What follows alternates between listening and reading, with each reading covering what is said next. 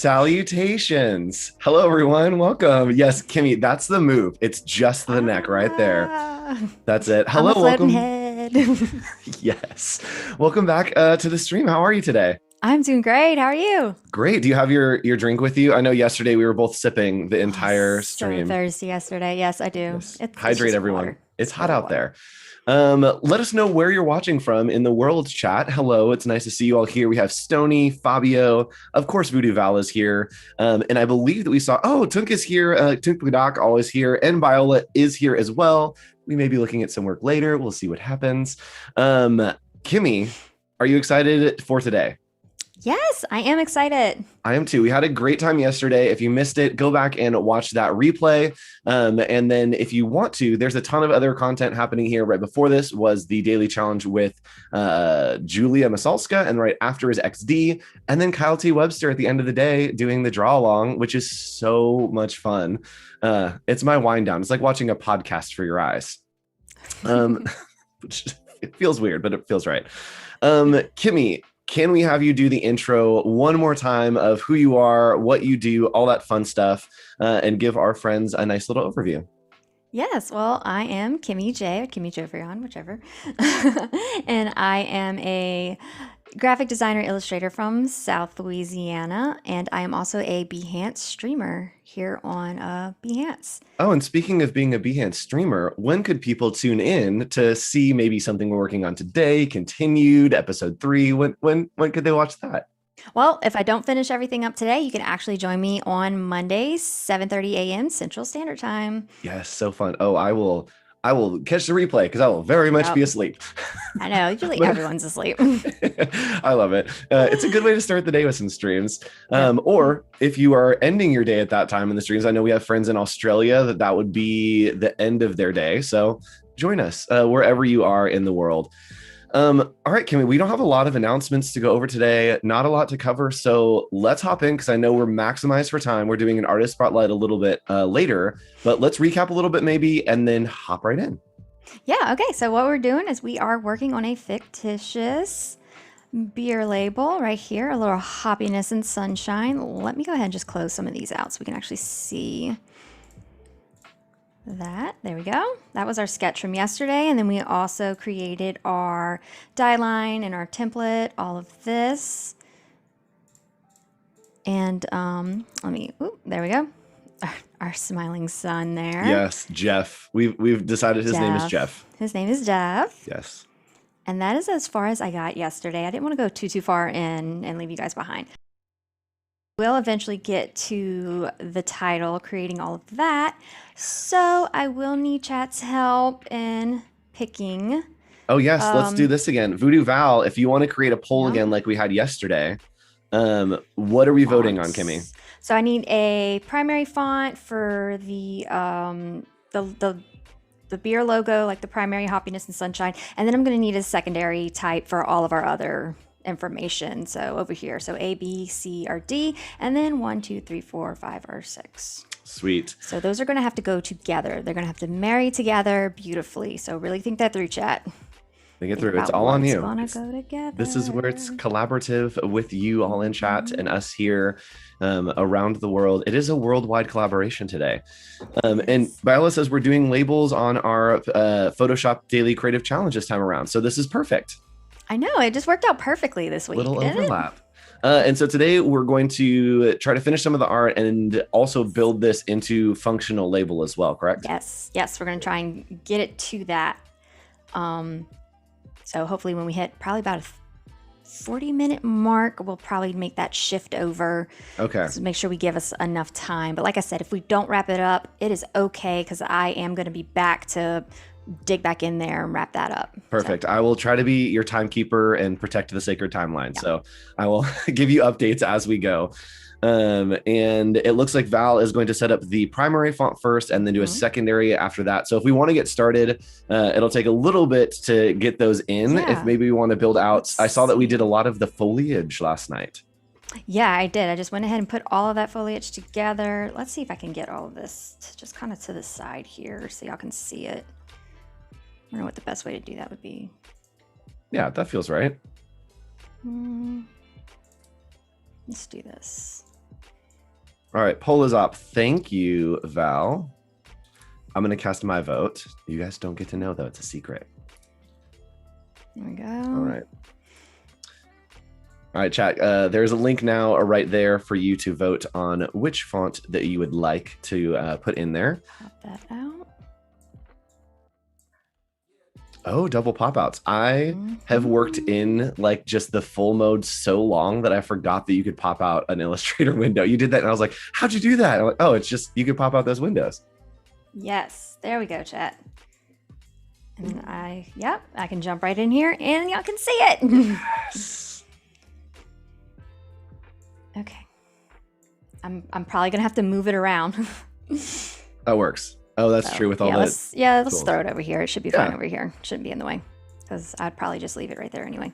Yes, and chat, again, during this stream, it is definitely your responsibility to help us save. So if at any point during the stream you're feeling concerned, feeling stressed, just put that command S in chat and it will remind us to save because we love that. We love a little support, a little reminder.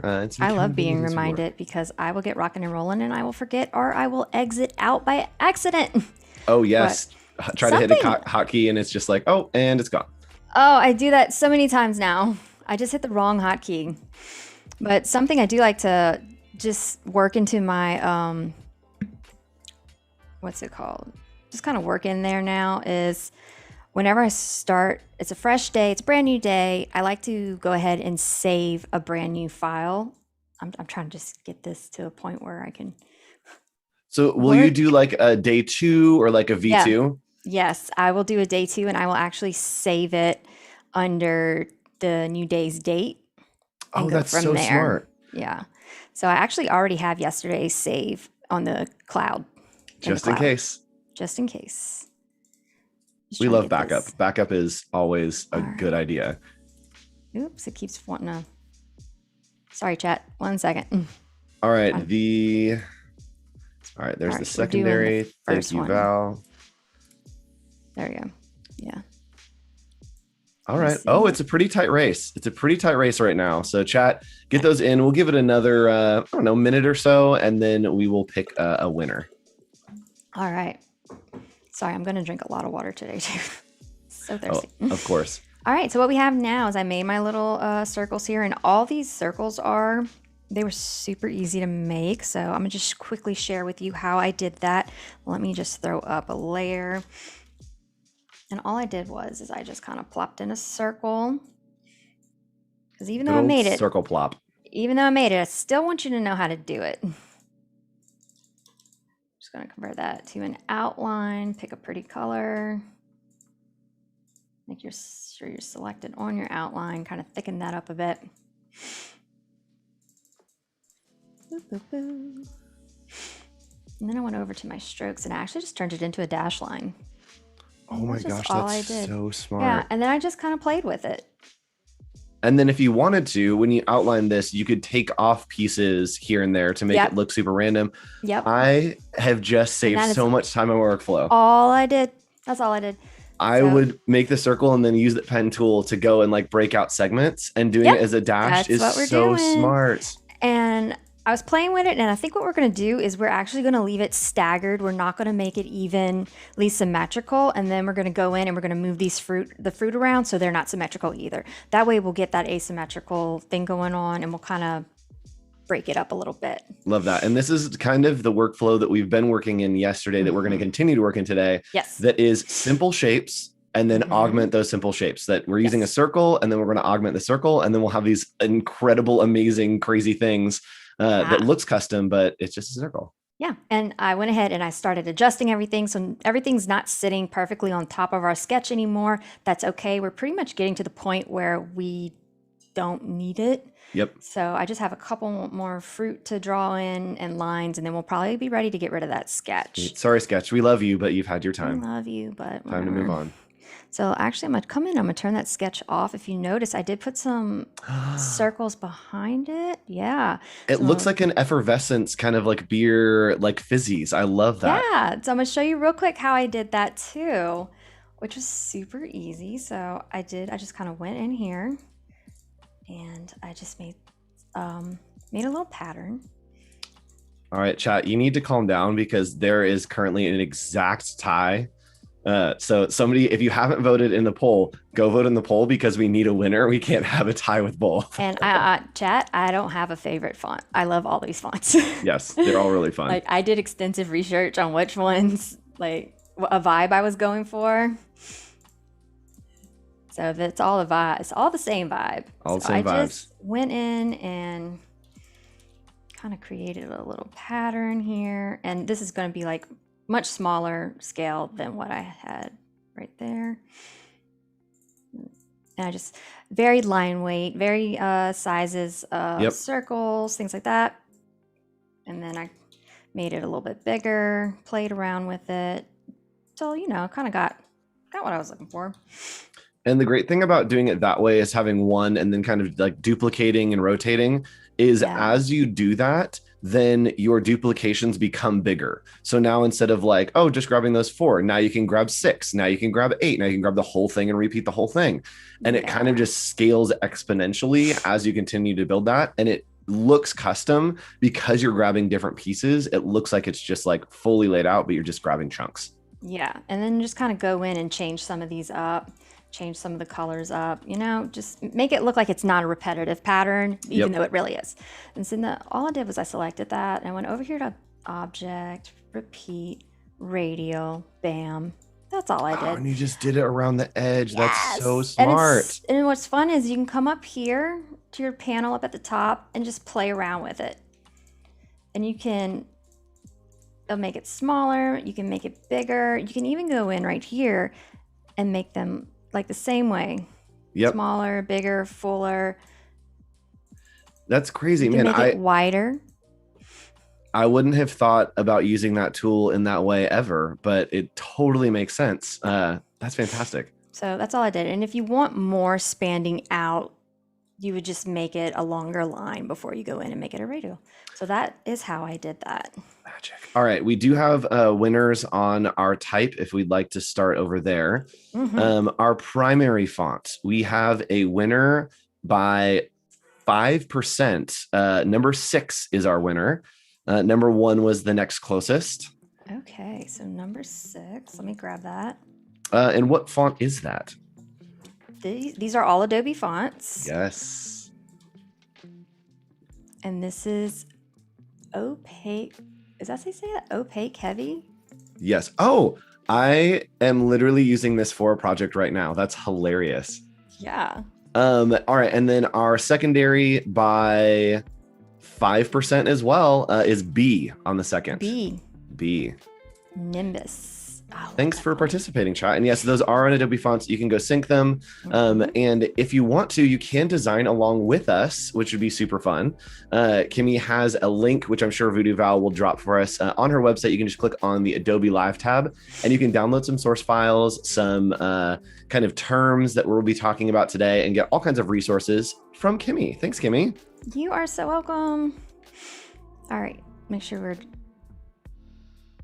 get out the right one. Yes. Okay. Anytime that box pops up, it's like, let's take a moment. I had a moment. And you know, yesterday I did look and I still had like a mini panic attack. All right. So we're just going to put those to the side for right now. That is a beautiful, those look great together. Oh, I love it. Y'all did so good. Okay. Hydration is important. I'm sorry if y'all can hear me. Oh, it's the greatest ASMR. Yes. I don't know if there's music like playing over, which I assume that there is, but I love the moments where it's quiet and then it's just like the sip of the ASMR between me drinking and my allergies and me sniffling. I'm so sorry, chat. We're here for the sounds today. I'll try and lean over and sniffle, but multimedia stream. Okay, let's get in there. Let's build some fruit out. Yay. Let's get it going. And yes, the second font there was Nimbus. And yes, Stony, like the broom from Harry Potter. Ha! Absolutely. Oh man, I love Harry Potter. That was like my favorite book growing up. That is the book that got me into reading. So I think I share this all the time. I have no shame. I am horribly dyslexic and I hated reading, you guys. Hated reading. But I started reading Harry Potter growing up and my goodness, I think it was just because it was so easy to digest as a child. And it just really got me into reading. And from there, I just took off reading. So Yep. The one that got me out of like school required books and into like, oh my gosh, reading's awesome, were the series of unfortunate events books. yes, those were I really good too. I loved read those those. too. I loved the fantasy genre. Yep. And my teachers would always fuss. You know, there's other books out there. I was like, yeah, I know. And then I got really into like the World War II genre. Okay. Those are really good too. Um, I enjoyed just reading people's experiences and things like that. So, not to get morbid or anything. Yeah. I mean, there's good stories. Those were really good too. But And again, we're working with those simple shapes instead of drawing out a pen tool of this like weird kind of blobby apple shape. It's really just two ovals, and we can figure out how they look, hit those lines, and then add on top of each other. And suddenly we have this nice little blobby apple. yeah, so this is a peach. I actually went, I looked on my iPhone at the peach and just Got kind of it. sketched it out from there. So it's funny because I was literally about to say, so in my backyard this morning, actually, we have a tree and it grows donut peaches, which are basically Oh, like peaches that are like kind of squished in the middle. And so I had one this morning. I literally walked outside and like picked one and had it for breakfast. But I was like, oh, this looks like a donut peach. And I think it was the red color was like, okay, it's an apple. I shouldn't say that. But if it's a peach, it's definitely a peach. yes. My father-in-law, he has a fruit orchard and he has a pear tree that is just like it is hanging with pears right now. Yep. They're not ripe yet, but I'm waiting. I'm Yep. We have waiting. a tiny little mini apple tree that makes little apples that are like the size of a mug. And then we have our little Oh, donut peach tree. Yeah, we make those little fruit those are tarts. the kind of apples that I love to get because you can't really waste them. You're pretty much guaranteed that you're going to eat that. Oh, yeah, it's just a couple little bites there.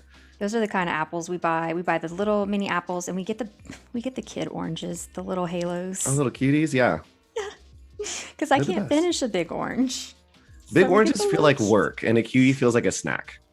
Big oranges are an investment that I cannot commit to. Yes. And yes, Stony says my go-to was Stephen King. Me as well. Yep. I read Ooh, yeah. Carrie in about a day. Uh, that kind of scares me. I feel like I would have to be like Joey on Friends. I would have to stick that in the freezer. Yes.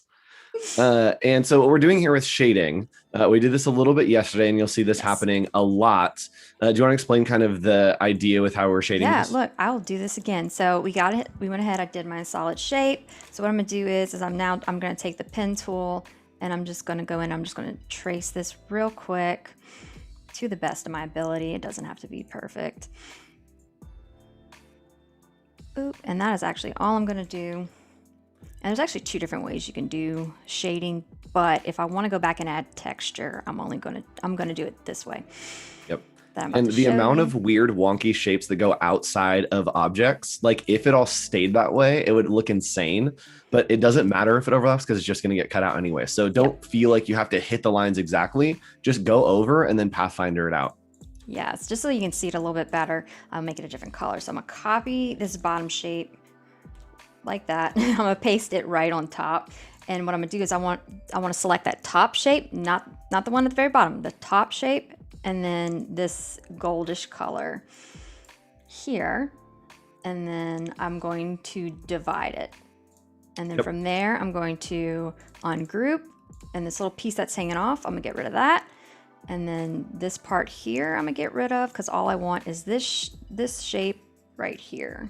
Yep. And I'm gonna whenever I take the use the opacity, I'm gonna Pathfinder, I just divide. think about like a hole punch, that it's you have your die cut on the top and then the object on the bottom, and then it punches out whatever is on the top or bottom, and it leaves the overlap, it leaves the connection between the two. I just always think about like doing a manual hole punch when I use the Pathfinder. Yeah. So I need to get it to a peachy color, and I have a limited color palette. So now I'm just gonna kind of play around with all of my colors and my settings and see if I can get that peachy color without adding any more colors to my color palette. Yes. So I'm just gonna And use my overlays here. chat, of course, you were the ones that picked this color palette, so thank you for that. Thank you for the challenge, chat. Yeah. Yes. Let's make peaches without orange. hmm Good luck. So I'm kind of come in here And then I'm going to lower this opacity here. Oh, we're getting there. We might need a pink. There we go. Let's back out a bit and look at it. Let's turn that sketch off. What do y'all think? Peachy. It's not there. You know what? Let me copy. Let's get rid of that. Let's change this to. Okay, that feels like it's getting closer. Yeah. So this is our form of color mixing. There we go. It's getting there. What if we went back to this color and then dimmed it back down? And working with a limited color palette. So if you're doing this as like a spot color print, in theory, you could do this still and get these kind of off different colors. You can mix them, you could halftone them and get this kind of mid orange by using this limited palette as well. Yeah, this is simply just an overprint. Yep. That's all it is. So that can probably work. Let's see. Stoney said when it was brown, it looked like a potato. Nothing like a good potato beer. I guess that's technically like vodka, right? Yeah, I was gonna say I think that's just vodka. Vodka is just potato beer. Oh. We might have to go in and make these apples green. Oh, so that we can shift and have some color variants. Yeah. I'm gonna move the peach. It's not gonna stay here. All right. What do y'all think? How does that look? I think it's looking orange. Looks orange. It feels peachy, especially peachy. Like with a stem on it. It's definitely going to be like, oh yeah, that's a donut peach. I've actually never heard of a donut peach. Oh, it's it literally is like a regular sized peach, and it feels like you took the middle top and the middle bottom and just squeezed it, and it looks like it's like a donut, but it's like indented in the middle. That's like something I think I would see at Disney World. Yes, absolutely. It has a little tiny pit in the middle, and you kind of just eat it on the outside as if it's like a little pretzel. All right, let's see. Let's add another little shadow here. Ooh, a double shadow. Yeah.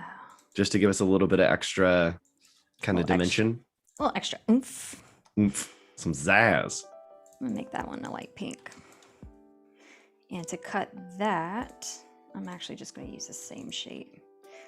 What's probably going to happen, and it's going to be okay. And to paste in place, we're just hitting Command-Shift-V, or you can go to Edit, Paste in Place, and it will put a copy of it exactly where that shape was that you copied. Yep. Those are some hotkeys I needed to learn. Normally, I'm not too... Just the way my computer and all my stuff is set up, for me to do certain hotkeys, I would have to let go of my mouse, scoot over, because my hands aren't big enough to go across the keyboard, and half my keyboard is actually tucked underneath my drawing pad because of how I have it on a lift. Yep. So it's just, some of the hotkeys just aren't convenient. I got one of the like, here, I'll do the beauty influencer thing. I got a mouse that has like a bunch of extra buttons on it and like a side scroll wheel. And so you can map stuff to those. And yeah, I do have that. Oh yes. Yeah, okay. I'll have to chat about mapping those. So I have mine set to like increase kerning to increase the font size depending on what I'm scrolling or where I'm pushing on the mouse. And it's just magic. Yeah. All right, chat. Here's a question for you. This is going to be so specific. Don't tell us what it does, but put your favorite hotkey combination in chat and we'll see if we can guess it based solely on the hotkeys. I probably won't even know what it is. What a weird game. But that is a fun game. It's fun. That feels like an anxiety-inducing quiz they would have given us in, in college. Yes. Ooh, okay. So we talked about this yesterday, is combining some colors make other colors look better. Putting that cream kind of on that orange somehow makes the orange more orange. Yeah. Yeah. I learned a lot about that when I was a screen printer, just to kind of get away with creating another color optically without having another color. Because in screen printing, we charge by the color because every color is a different screen. So, and some people are like, well, I want 8 colors. It's like, we can't do that. Yep. All right, we have Okay. one that we can start off easy. Control Z. Undo. Yes, nice. All right, let's see here. There's a lot of people saying Control Z. Command 2. I believe Command 2 is lock. Command Shift 2 is unlock an object. Command Z. People love Command Z. Yes, that is the hotkey. Command 7. Oh, that's clip. Yes. I know that one. I use Command that one. 8 is compound path as Yeah, well. I was about to say that one's compound path. This is a fun game. This is definitely something that so we have a show on Fridays called Office Hours.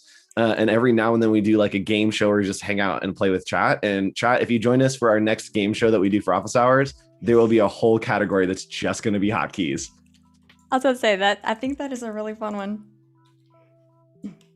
Command Shift bracket. Either bracket will bring that all the way to the front or all the way to the back. If you don't hit Shift, it will move it just back or forward one layer. Yeah, see, that's something I would have to let go of my mouse and Yep. like reach. That just wouldn't work for me. Like a piano player.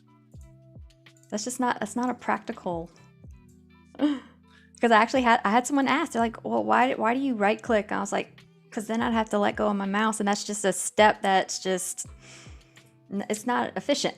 Not worth it. Nope. It's like a millisecond. Are we working on a duplicated mirrored layer? No, we're actually still on the same mirror Cool. layer from before, because everything's actually spaced out enough where I feel like we can continue to work on it. Which is great that we haven't thought about that, and it's just like doing it for us. Like it's saving us time, and we're like, yeah, we're just working over here. Yeah, I will be making another mirror layer though, so Cool. I'll show you guys how that works. Yes, that was I think the big hit takeaway from yesterday was the mirroring layer. So I'm glad that we're going to revisit it today. Yes, we are. Yes. Let's see. Command 2 is lock an object. Control Alt Shift K. Oh my gosh. Don't tell me. I'll get that eventually. It will come to me. We'll think about it. I know. Control X, isn't that delete? Cut. Oh, that's cut. Control W will close out your screen. Yes. I learned that by mistake. That's the tough one. On several occasions. Shift Control B, Laura. That's a blend. Man, the way that we're doing these shadows is so easy and so interesting that I always thought that people would draw those in manually. And then especially because we have the sun in the middle, we can kind of just be like, cool, the shadow is always on X, Y, or Z side. And it keeps it super cohesive, looks like it's all this custom shading. And it's just the shape moved a little bit. Yeah. I had to put a lot of thought into that. No, I always do my shadows like that because it's just easier for me to like process. Yep. Oh, going way over there. Come back over here. Oh, Control Alt Shift K takes you to the hotkey shortcuts. I should have got that because I know Command K takes you to your settings. So I guess that takes you directly to your keyboard shutup. Keyboard shortcuts. Keyboard shutups. And then I want to, yeah, that peach actually came out really good. Yep. All right, I want to leave this apple red because it's next to all this green down here. Ooh, which is great that we're using 1, the same object, 2, just repeated, and 3, if we change it to a different color in another place, suddenly it's another new element. And then I think I want to put this peach here. Peachy. I'll put this here. There, now we're breaking that up. Yes. Okay. And then whenever I release this mirror, we're going to move all of these over here, so don't even worry about those. Again, we know that we're doing things in the future, and we're just like, we don't need to worry about it now. It's definitely like gonna be wrong on one side, but eventually we'll get there, and it saves so much time. Some of it's going to stay, some of it's not going to stay, but it's okay. So there's a lot of thinking ahead that we're doing, and then a lot of thinking ahead that we're not doing. Yep. Okay, so I think everything looks good. I do want another peach, I think. So we're going to copy. I'm just going to paste that. And by default, I always hit paste in place. Just because that's just what I always hit. So yep. let's move this apple over here. And let's make this one smaller. Tiny little peach. Oh, I got a tiny peach, and it's further back in space. Do that. Well, that's true. We're creating dimension based on scale. And then we might even go back in a little bit later. We might lighten those up a bit too. That way it looks like they're pushed further back as well. But for now. Oh, yes. Josh J says this reminds of Adventure Time. It definitely has a little bit of Adventure Time vibe to it. Josh J, when are you watching Adventure Time? What? So the one of the lead animators on Adventure Time, his name is Andy Ristoni. I believe, if you guys haven't researched her, amazing illustrator. And this style kind of it's a mix between this style and a little bit of that work that we were looking at yesterday. We were looking at Tyler Stout yesterday, right? Nope. Who were we looking at yesterday? Ken Taylor. Ken Taylor, yes. Ken Taylor. It's a little mix of those two, really psychedelic, really fun. So Andy Ristoni, let me confirm that is the name before you grab a link, Val.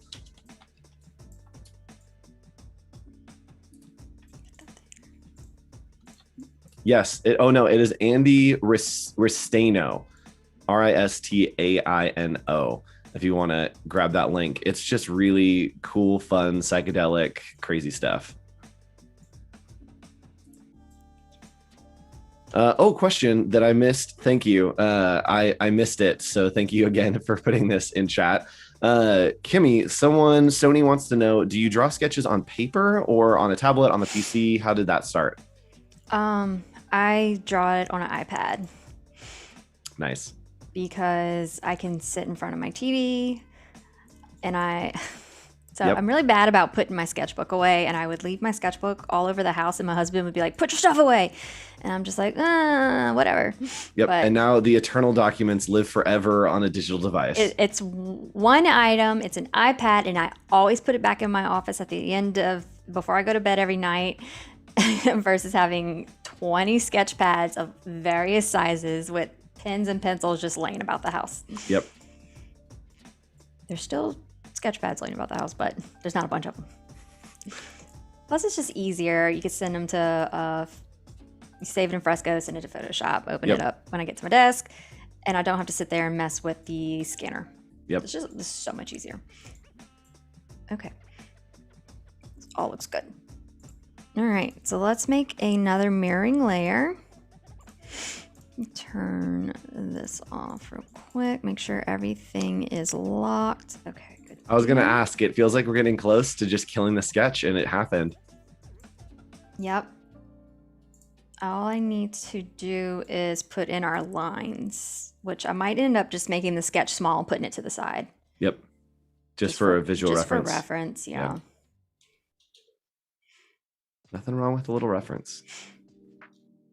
Have you ever had to illustrate something like hands or a scene or a character to where you had to take like a self-reference picture where you're like doing like the hand thing and trying to like, all the time. Yeah. Yep. Okay, let's get rid of that. We don't need any of that. So I just have my rectangle, same size as my artboard, and I just got rid of all the color.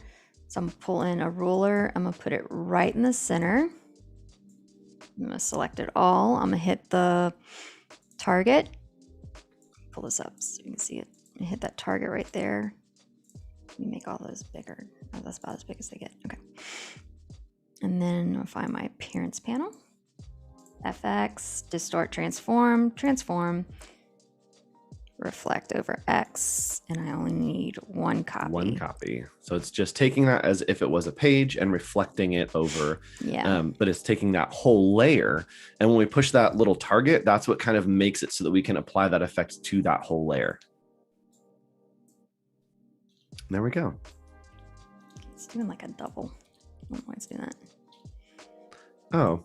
Sometimes it does that. I'm a trial and error person. Yep. I don't know why it's doing that. Okay, let's see what we did. It has to be something with the amount of copies or something. That is odd that it's basically mirroring and then re-mirroring the mirror. Yeah. It's so strange. But if we do a shape, it doesn't remirror them.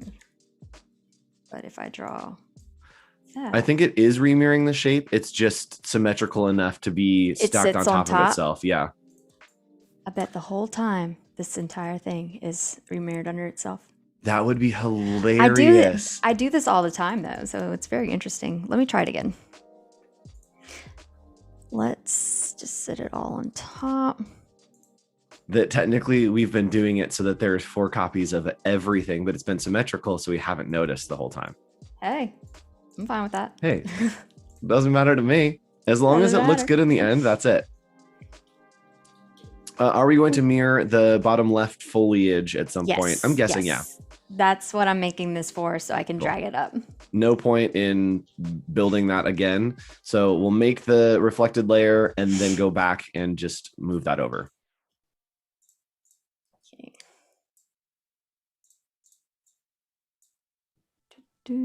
Go here. Appearance. X. Transform. All right, good luck, everyone. Cross your fingers. Did it again. Does it need reflect over X or over Y designated on the?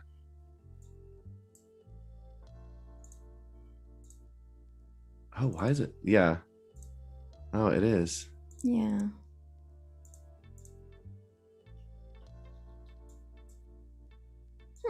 Huh. No, it wasn't doing that yesterday because I would draw a little thing and it. Yeah, we definitely had it yesterday to where it was going. And obviously it's something that you've done a million times. This is how it works. Yeah, let me see. This is actually my favorite part of design, is when something that you know should be working is like doing something a little weird and wonky. Can you duplicate that layer? That's what I was just thinking. I'm like, okay, I'm just going to duplicate this layer. That's my favorite thing, because we've talked about this a few times, is that there's no wrong way to do things. And so if something's going wrong, it's so much fun to explore and be like, cool, how can I do this the way that is not the right way that may work as well? And I'm pretty sure that we just got it. What did I miss? Something on here.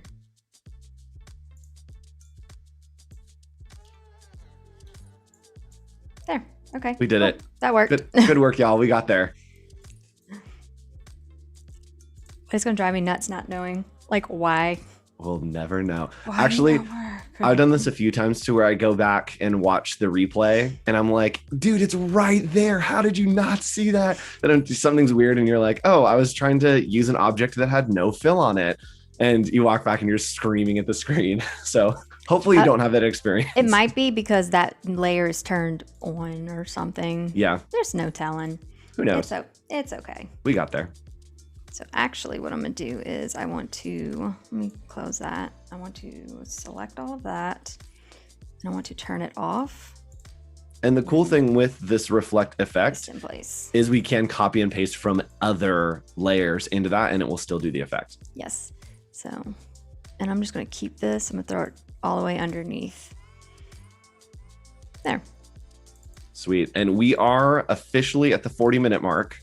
Okay. That's timekeepers. We have, I think, just under an hour until we do the artist spotlight for today. So I'll keep you updated as we do that. But if you all would like to nominate a friend for the artist spotlight, you can do so over in, let's see, where am I right now? It is over there. It is a diagonal from where we are. There is a button, a little tab that says Artist Spotlight. If you want to click on the Artist Spotlight, you can nominate a friend to be featured here on the stream at Adobe Live.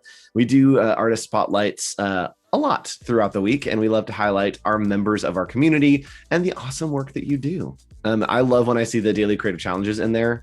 It's just super encouraging to see y'all following along and joining our communities. So now we're going in. We outlined that dash stroke and we're going to start to pull some of those in and out, right? Yeah, I'm just going to kind of pull the ones that are just popped off real quick.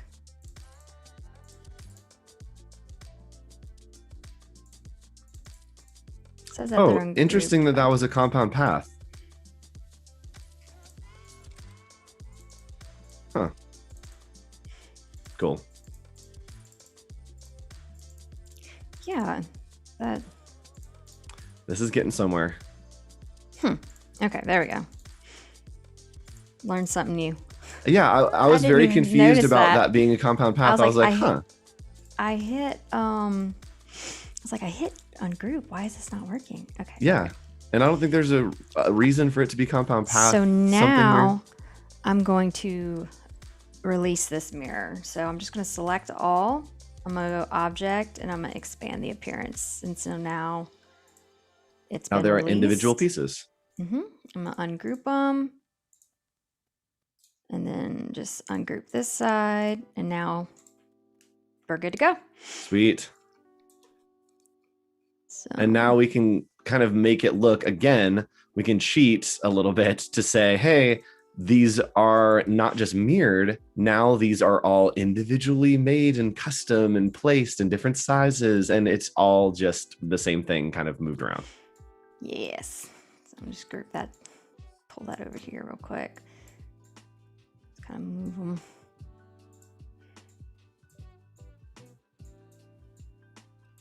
Little fruits.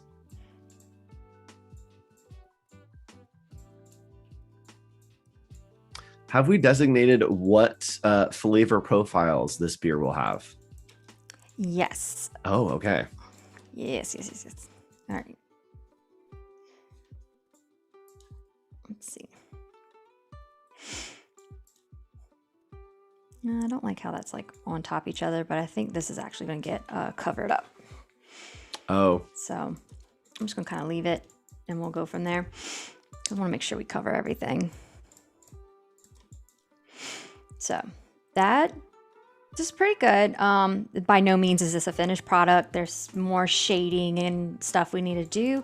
But like I said, I want to make sure we cover what we're here to cover. Some of the technicalities, which will be fun. Yes. And yes, Jeff, Glenn says this came out spectacular. Jeff is vibing. Yes, Jeff is vibing. Jeff, I feel like he's just that guy that just walks around and he's just like tossing happiness at you. Yes, 100%. Okay. He somehow like has cans of this beer just in his pockets and they're perfectly cooled. And he's like, hey, do you want a beer? What? Where did that come from? He is the guy at the tailgate, just happy. Yes. So drunk and just handing out beer to everybody. Yes, that's something that I feel like the South is so much better than us in California's tailgate. Like we just don't, tailgates aren't a thing here. And anytime I see like a football game and they have this shot, I'm like, dude, there's so many people in the parking lot just like grilling and hanging out. It looks so much fun. Yeah.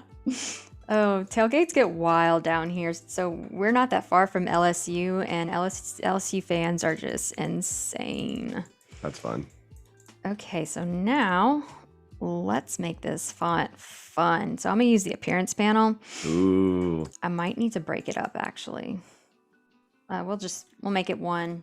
We'll play with it and then we can actually turn it into a style and apply from there. So, and I took the and out because I'm gonna do something different for that.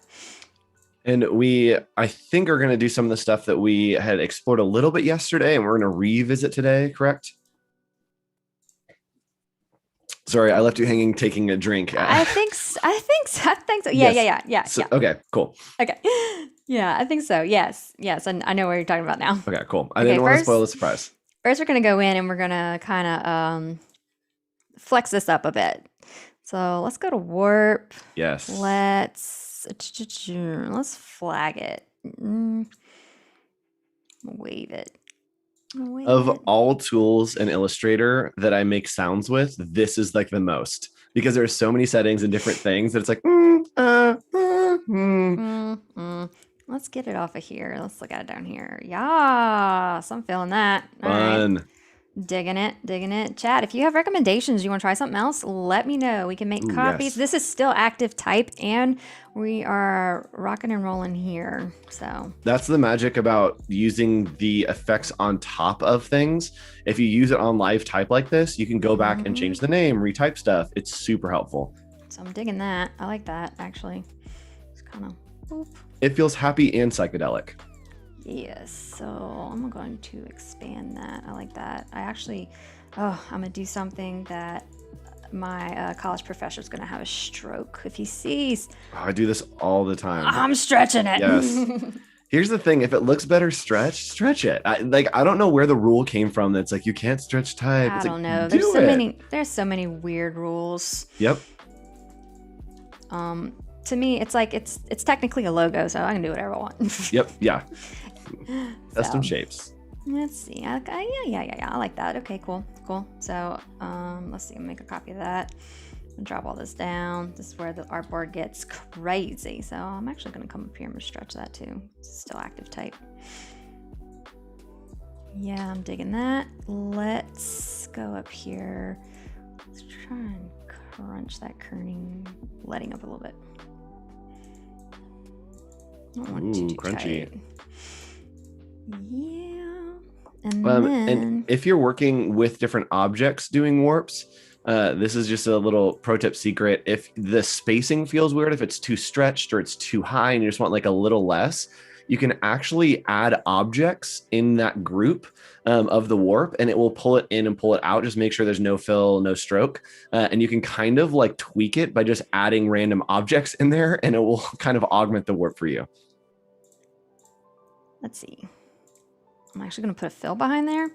Ooh. And then I'm going to come up to path. I'm going to offset path. And the reason why I'm doing this instead of doing stroke is because it's just going to keep everything nice and tight back there. Yep. Whereas if I would have did stroke, offset path, it just would have knocked it off into oblivion and it would have left like a empty space. Are you offsetting path with live type? Yes, I am. Oh my gosh. I have for so long outlined everything because in my brain, offset path didn't work with live type. And it's totally just an effect on top. Oh, my brain. No, it does. So just put the fill under it. So you have your top fill, then you have your bottom fill as a color, and then offset it underneath. Yep. So it's underneath. And then something else you can do is once you find something that you like, so I'm going to have to go in and is still missing. So we're going to go down to, symbols. Pretty sure this is it. It could be a different one. Okay, no, it's not that one. Graphic styles. Yeah, that's what it is, graphic styles. I get them mixed up. Yes, so graphic styles super powerful. Boom, knocking it in there. And what graphic styles is doing is it's basically taking all of those layers that we added, right, that we just talked about, like the fill needs to be underneath the type that has the offset path. It's taking those layers of effects and just saving them so that when you put it on something else, it's saying, hey, all these layers of effects, go ahead and put them on this new thing. Yeah, so it's like stuck it on the and. That looks horrific. That's so bad. But yeah, that's pretty much what that did. Don't do that. Don't use that. That's bad. But yeah, so we're kind of working like that. It's so fun. I'm not digging those colors though. Let's see. Ooh, I like the red. Oh yeah, I like that better. Yeah, that's fun. Darker? No, lighter. It makes it feel more fruity, which I think is where we are with it. It just needs, oh yeah, okay. So we still have to put and in there. How are we fitting that in there? I wonder if it could go really small in between that gap next to the dot of the eye. Right here? Yeah. That's really small though.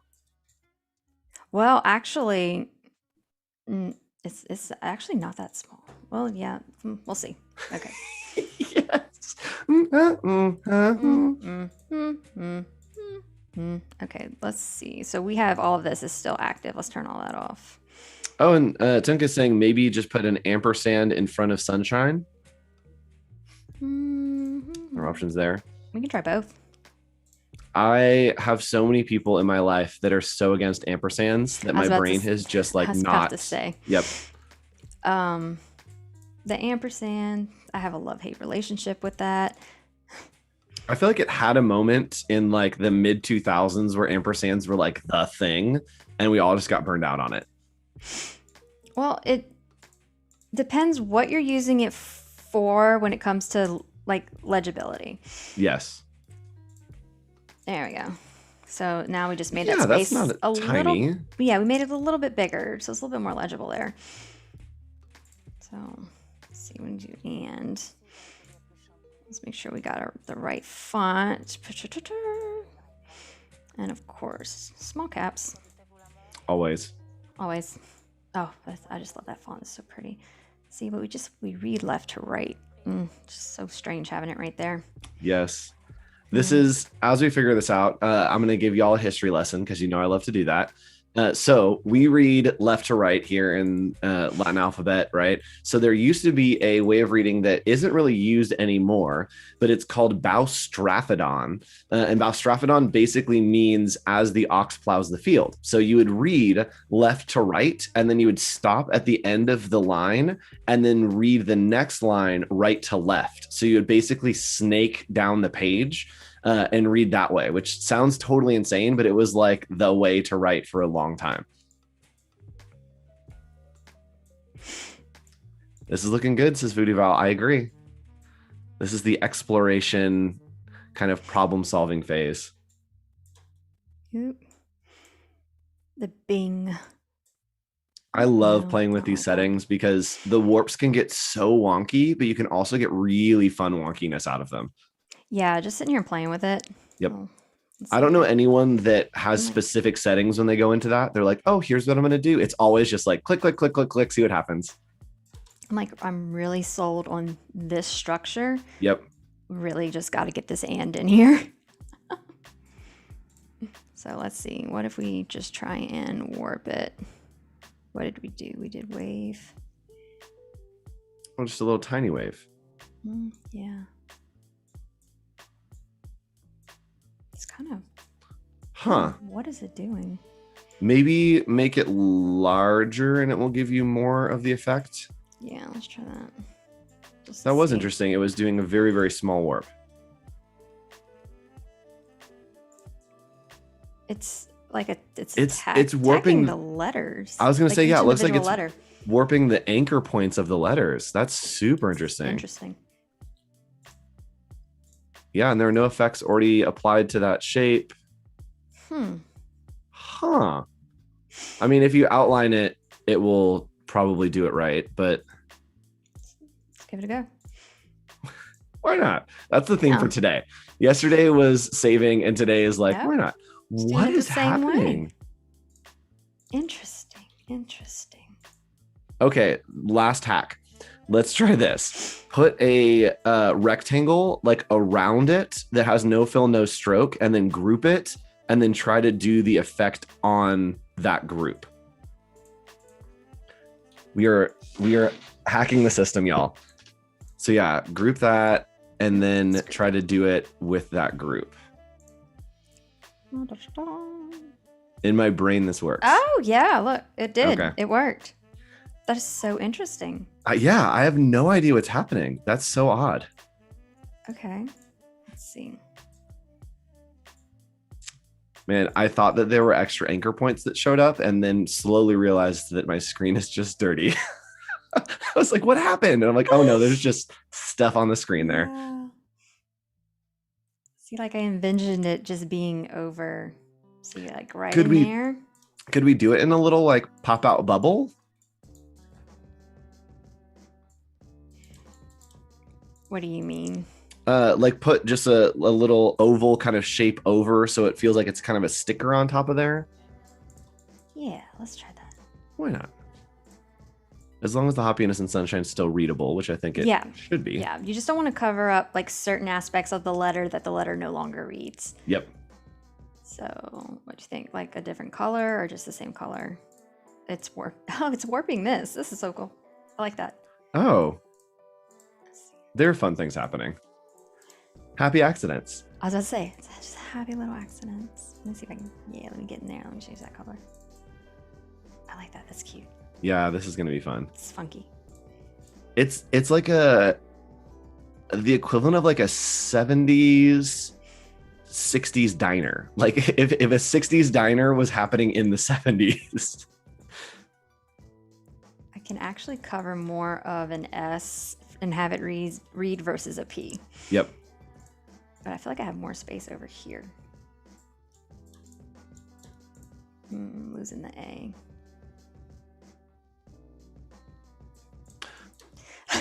I'm not mad about that. What do you think, chat? Chat, what do we think? Do we have any suggestions? Do we just roll with it? What's our... Should we try different warp speeds?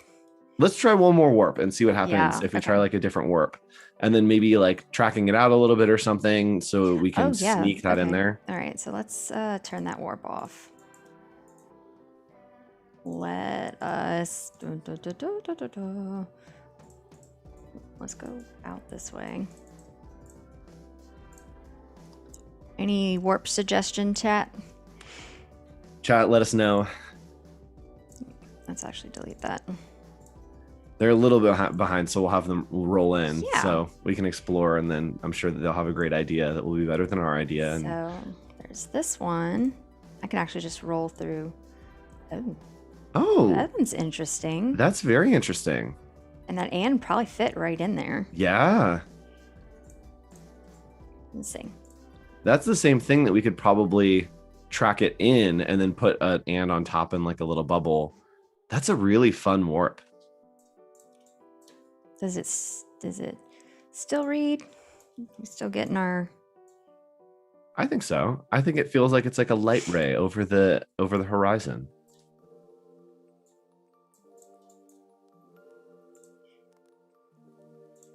Oh, no, it switches it to that. That's okay. So there's that one. Oop. The offset path on live type is still just blowing my mind. Let's get rid of that. Let's do another one. We'll just do a bunch. So there's no rules. Squeeze. That one's twist. A little too psychedelic, maybe? Yeah, it's a little too much.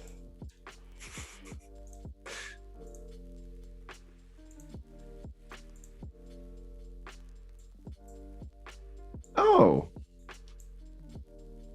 That's fun. Maybe if we did shell upper and then had it so it kind of hit the curve of the sun. Yeah, let's look at that. Like that? Yeah, and then maybe just squeeze the actual type in so it has that kind of curve. And then just stretch, I think, the physical. Yeah, that feels fun. Oh, yeah, I like that. And look, we could probably just do that. Yes. We got it, y'all. Let me see. What if we see if it lets us do this without losing it? Don't freak out. Don't freak out. Don't freak out. Yeah. That's fun. It feels like a nice little smile. Is that too tight? Looks good. What are all these? Go away. What? How did you get in here? All right. Clever Dylan, I'm hopping up sunshine. I don't know why. I want that and to sit on top of it. Let's see. Hey, Alex. Welcome to the stream. Hello. Good morning. Good afternoon. Good night. Good middle of the night, wherever you are. I know that there are people, I think India, this is like probably midnight-ish for you. So if you're watching somewhere that it's after midnight and before like 8 a.m., let us know in chat, because that's always very interesting to me that it's like, oh man, it's like late night for you. Go to bed. I'm kidding. I'm kidding. Yes, we'll read you a bedtime story on one of these streams. We'll get it in. We'll do a little bedtime story. Val is saying this is looking so good. I agree. I love that we have options too. That's such a big part of the process, is just exploring. When it comes to, especially with type, you just have to play and have options. There's just, I still kind of like this one. I do too. I'm not gonna lie. I kind of like that one. We can roll with it. We could 100% too just make the name Happiness Sunshine and not have the and just be like, cool, it's named something else now. Hey, you know what? It's our world. It's our world. We can do whatever we want. There's no rules. Bang. Okay, 11:30 a.m. in India. I was not close. Oh, that's not bad. Okay, 1:30 a.m. in India. Oh, 1:30. Okay, yes. So it is after. Actually, And yes, the artist spotlight is coming up in 30 minutes. So make sure you stick around for that. I know the constant reminder of impending deadlines.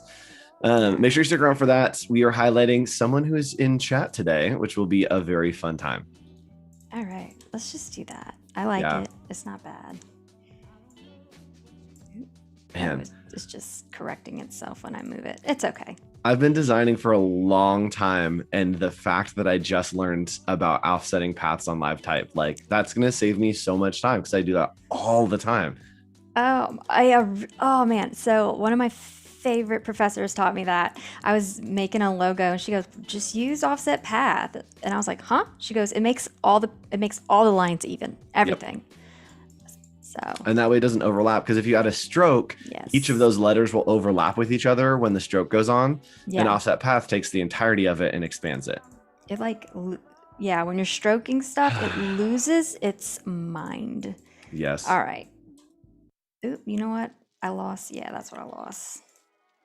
Go back down. On my little thing in the back. So let me actually group that. Boom. Okay. So we're going to move that up a bit because we have to fit some more information. So that's growing. It is growing on me. Yes. And so now we're going to kind of move, I think, from the creative side into the technical side, correct? Let's get technical. Let's do it. Let's get technical. Yes. All right. Let me open up my other file. Here we go. Ooh, this feels very technical already. All right. I can actually get rid of all of that. Now, let's see if the computer will let me play with it in this file. Let's do it. With any luck. Let's do it. Ryan Benoit saying, I'm joining in late so you can offset the path on LiveType. Yes, that's exactly that's been the mind blowing of today. Yesterday, we learned about the mirroring trick, and today, LiveType offset path. Welcome to the wonderful world. So I'm going to first, let's save this. Ooh, good call. I did miss chat telling us to do that about 20 minutes ago. I saw it, and then you're in the middle of something. I was like, oh, we'll come back to it. And I forgot. So I'm glad we got there. And then I'm going to grab it all. And we are going to go to our other file. Wait, we do have something in here that we need to release. We have another mirror. Yeah, we need to release that mirroring layer real quick.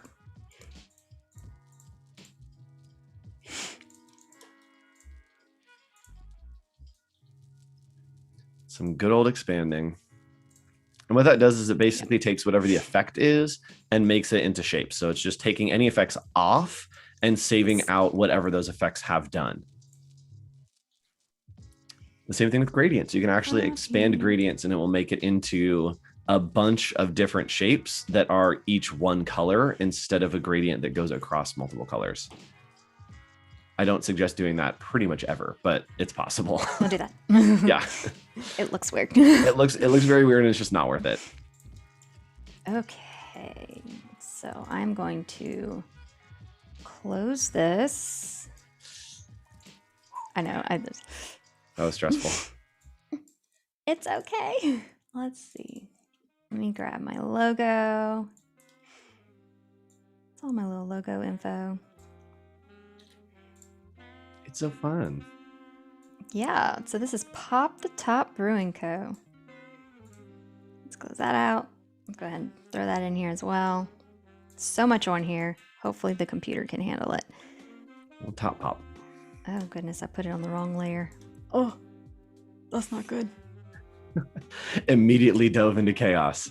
Oh man, this is gonna hurt. Okay, let's see. I need to get up there to layer 7. Okay, we're gonna lose some things. That'd be okay.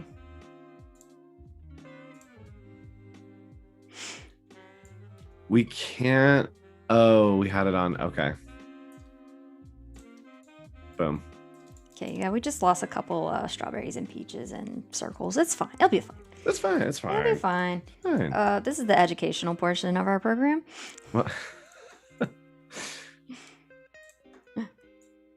Well, Oh, did they get dropped onto different layers somehow? Yeah, I threw everything on the wrong layer.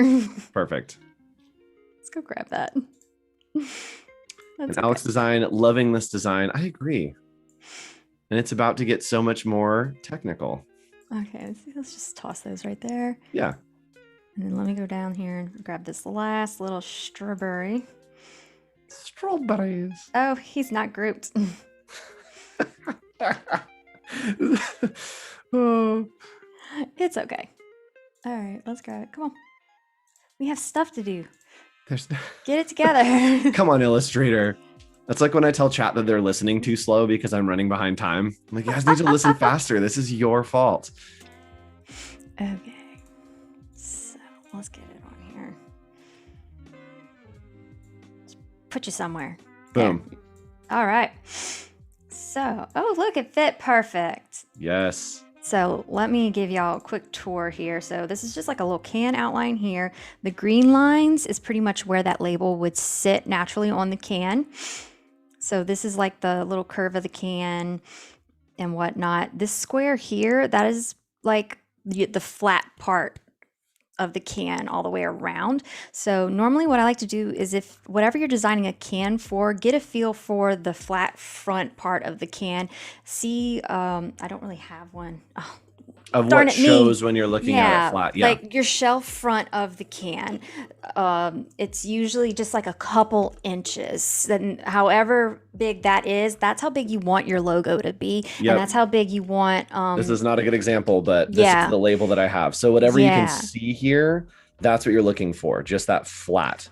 Yeah. So because every can is different, but that's your pop, that's your money scene, that's your marketing essentially. So whatever you're selling needs to go on the front and it needs to fit, and you don't want it to accidentally get caught on the lip either. Yep. So you just want to be aware of that. So I just made this real quick and generally, and this is very big and broad, so that's obviously not the size. And this is where printing a test print is so important, because Yes. all of these elements, they're going to have to be resized and shifted.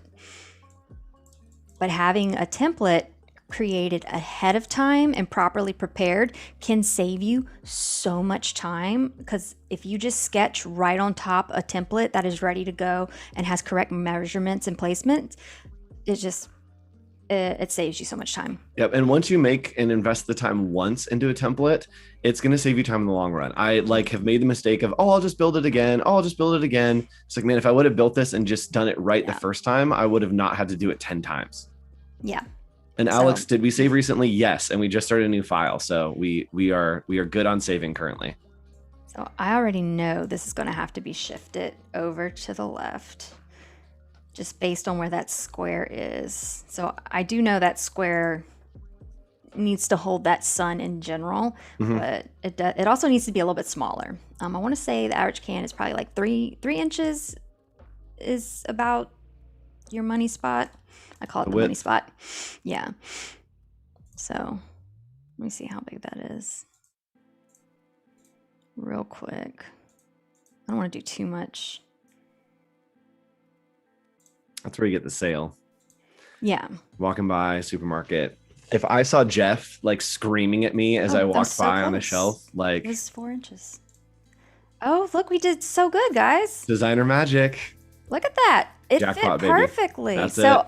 I would shrink Jeff up a little bit, but your hoppiness and sunshine just about fits. I would shrink that up a little bit as well, because you do want a little readability. You do want space, like maybe just a hair space, because you don't be afraid of your white space, I would call it, even though it's not really white, but you still want your eye to read around it. You never want to go all the way to your border. So even though your label's round and the can turns, you're still reading. Yep. So, but that for No this, room to breathe. Yeah, for this example, for what we're doing, and just to meet our time frame, we're gonna let that ride, and I'll make necessary corrections at a later date. works for me. Maybe on Monday on your Yeah. stream at 7:30 a.m. that you can follow by clicking, I believe, down below. There is a link that goes to Kimmie's Behance that you can check out. If you follow, it will give you a notification when you go live. Yes. And what we'll probably end up doing is we'll just dive into designing this out a little bit more as far as illustration wise, and then making everything else. All right, that looks good. Cool deal. Sweet. We've got about 20 minutes left until we get to our artist spotlight. Again, chat, if you want to nominate yourself or someone else for artist spotlight, you can do so in the tab right next to the chat. Just go to the top and then click on artist spotlight over there. All right, let's get the goodies in. So I pretty much have everything sized out, ready to go. So this is the difference between what goes in stores and what hits your craft beer. This is usually what's going to hit your craft beer. They can everything in-house, and they'll usually write the name, the date, filled, everything. So that's usually what will go on that. And then this is just your barcode. This is manufacturer. So if you're working with a printer, get in contact with them and they can help you as far as all of that. And that can be, these can both be adjusted in size. They'll probably have a standard sizing for that. Just talk to the brewery for this one. So we'll just copy that one, bring that on over. This is the sizing from the last one that I did, so we can just go ahead and use that. Just pop it right up there. This is pretty big. Let's go ahead and shrink that down, actually. It's kind of big. So we're gonna put that there. And it's gonna start covering some of this label, so we're gonna need to make it a little bit more interesting. There's your government label warning. Nothing says fun design like government label warning. Yep. And yes, Alex, I'm reading. So Alex says, let's get technical. And I very much didn't read it. I was singing it. So yes, Alex, we are both there, I think. So this does have to be a certain size. It cannot be broken up into like a paragraph. Like you can't break the paragraph. It has to be solid. A lot of people condense it down into like small type. It still needs to be legible. And the government health warning has to be in bold. Interesting. Yeah. So, but you can use any font that you want. Just kind of like need to work that in there. And I've seen on some labels, they have it like super tiny. Yep. And Tunk says there is a website to create a product barcodes in all formats. There is, and little secret, you can do that in InDesign. At some point. I didn't know that. Yeah, so you can generate all kinds of barcodes, QR codes, all fun stuff in InDesign, which is magic. So there is tutorials out there about how to do that. It's awesome. You know what? Let's see. This is just. Do you ever get like, and you've obviously like love doing packaging, love doing beer stuff. Do you ever get sad when you have to put this stuff on, or is it like, cool, I just know this is happening, and so I just have to deal with it, or like it covers something, you're like, oh man, I really like that. I always ask like what has to go on and where does it have to go, and I try to accommodate the design for it. Yep. So that way I don't have to get sad that I'm having to cover something up that I know I'm really, really, really gonna like. It's like your favorites, and then you hide the little things that you don't like. Oh, let's just put a label over this little piece here that didn't quite turn out. Yeah, because normally the further out you go with the design, the more I just kind of lose it. So it's like I'm gonna have to cover that anyway, so I'm not really worried about it. Kind of like that peach that's just hanging out there. It's like I'm just gonna have to cover it anyway. I'm not too worried about it. So let's do this. Let me center that again, and let's get another layer and grab all these assets. So I quit clicking on all the wrong stuff. Okay. Again, the thing where like something is wrong and you're like, oh, we'll just do it manually every single time. And then you hit a point where like, okay, I can't do this anymore. Let's actually fix it. This is driving me nuts. Let's look at this, where this needs to go. Okay. So this actually, let's use a different one. I have a couple of these sized out. And chat, make sure you stick around. We got about 15 minutes here until our artist spotlight. So stick around for that. It's going to be a great time. I'm very excited about this one because it's someone that I'm very familiar with, who's in our chat all the time, a member of our community. So it should be fun. I know. I'm excited about this one too. Secrets. Let's see.